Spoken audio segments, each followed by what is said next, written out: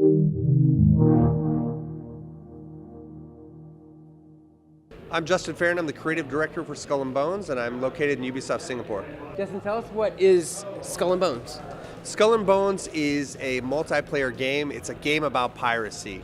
It's developed, a new IP developed and led by Ubisoft Singapore, and it's really about being able to be the most successful pirate on the high seas during the Golden Age of Piracy in the Indian Ocean, which we believe is the ultimate playground and hunting zone for pirates. Now, people immediately think, when they see the naval combat in Ubisoft, they think Assassin's Creed 3 followed by Black Flag, but this is it's similar, but it's completely different at the same time.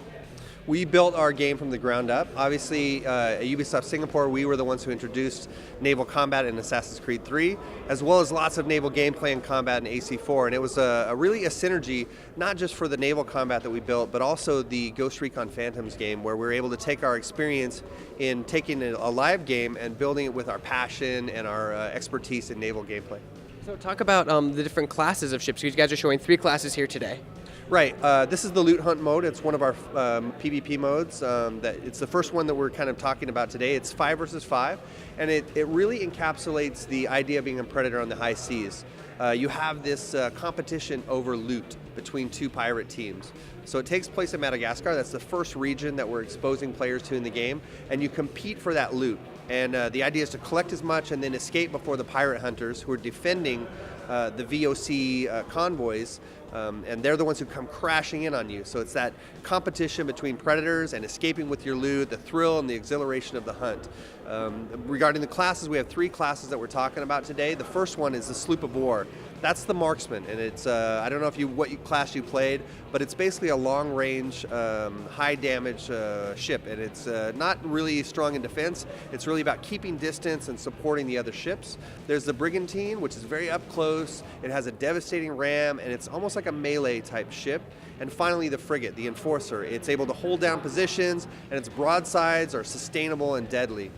So Ubisoft is known for their historic accuracy. Tell us how some of the stuff you pulled to make this game historically accurate, but at the same time, what you also took liberties with to make the gameplay actually fun.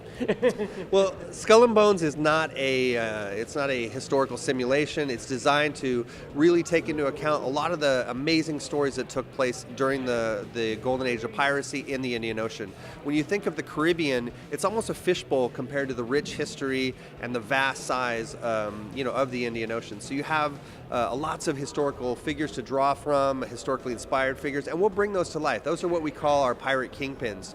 What you see is the PvP right now, but over time you're going to see our hunting grounds, which are shared systemic worlds where the player can sail solo or group up with his friends and hunt and basically use the environment to hunt and pursue the merchant ships that give him the loot that he needs to progress him up the food chain. Well, I just talk about from just an audio point of view, from all the people screaming on the boat, seems very accurate. Like, sounds exactly right out of a movie or what you would expect to hear on a ship like that. Yeah, and if you notice, the chain of command is maintained. So you'll hear on the smaller ships a much tighter chain of command because the barks and the orders are shorter in terms of the physical space. So if you play a sloop of war, you're going to hear the captain give the order to the first mate. That's Silba Mercy. You hear them call Mr. Mercy, depending on which class you played. And that order is carried down to the actual crews. On a frigate, our big ships, that order actually goes further and further down the line. So if you're using your weapon at the bow, it's different than the weapons at the stern in terms of the orders. So we try to keep that historically accurate. We do lots of research between the way that the orders are carried out with crews to really give that authentic feel, and the size of the ships needs to be felt when you do those orders. The combat feels incredibly deep because you're not just shooting the boat and it's taking damage. There's port and stern. There's also things you can hit on the boat like the mast. Talk a little about that. Accuracy is critical in our game. Our game is a tactical action game, so we want players to be able to easily fire just by pulling the trigger, and they're going to hit the enemies that are close to them, or using basically your aiming mechanism. And your aiming allows you to find the critical weaknesses and expose the weaknesses on the ships to do maximum damage. You've got, like you said, your broadsides, you've got a mortar, rockets, and we'll talk about other weapons in the future as we push forward. Talk about how each ship feels incredibly different in terms of how they attack as well as move and turn. The physics are designed to really make you feel like you're in charge of a ship of the size that's appropriate for the class that you're playing. So if you're playing the frigate, again, it's a big, powerful ship. We actually have a fully replicated ocean. So the oceans and the ships are physics-based. It's designed to make you feel as if you're you're controlling these huge, powerful beasts. To talk about the wind is also a factor. Talk a little about that mechanic. Again, our pirates are predators, so the wind is the primary tool that they use to get into position. And we talked a little bit about the bisected health. Being in position with your ship and using the wind to be able to strike is critical. If you think about the way that pirates would pursue their prey, it was all about being in the right position to strike and gain the advantage on their target. So that's what we're trying to emulate. If you get caught, with your head against the wind, you're dead in the water. So a lot of these ships, as well as the crew on them, have distinct personalities based on their captain and their crew. Talk a little about that. Each player will be able to play and take control of their own captain. You'll be able to choose from multiple captains, as well as recruit your crew. And you start out as a upstart pirate in the Caribbean, and you refuse the king's pardon. You journey to the southern tip of Madagascar, what's called the Pirate Round, and that's where you start your journey to becoming a pirate kingpin yourself, and even then competing against other players to become the ultimate pirate kingpin of the Indian Ocean.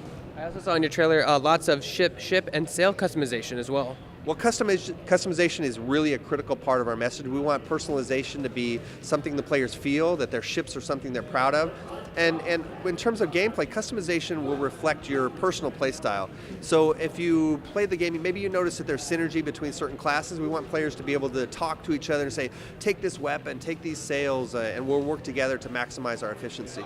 So what are some of the inspirations when you were, doing the voiceover and the designs of the ships, as well as the grunts and the get down and the, what's it called, when you hold X? When you brace. Like, what are some of the inspirations you drew from that? A lot of us have worked on AC4 Black Flag, and we understood what people were asking for, what their expectations were. We wanted players to feel that, when you brace, your whole ship is taking, hunkering down and trying to brace the damage. Historically, when these ships would take cannon fire or mortar fire, the deadly aspect was not necessarily the cannonball, but it was the splintering effect from the wood that would shatter on the ships. And you see that a little bit in our CG trailer. That's what we want bracing to feel like. You're really trying to avoid that. Those injuries were deadly.